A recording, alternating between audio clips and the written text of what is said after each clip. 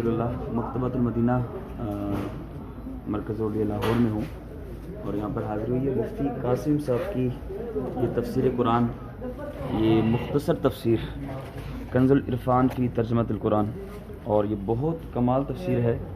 اگر آپ لوگ چاہتے ہیں کہ آپ اور آپ کے گھر والے قرآن پاک آسان انداز کے ساتھ اس کا ترجمہ اور مختصر تفسیر کے ساتھ آپ ایک دفعہ پورا قرآن پاک پڑھ لیں، آپ کے گھر والے آپ کے بچے بھی قرآن پاک پڑھ لیں، تو میں آپ سب کو دعوت دیتا ہوں آپ یہ تفسیر ضرور لیجئے۔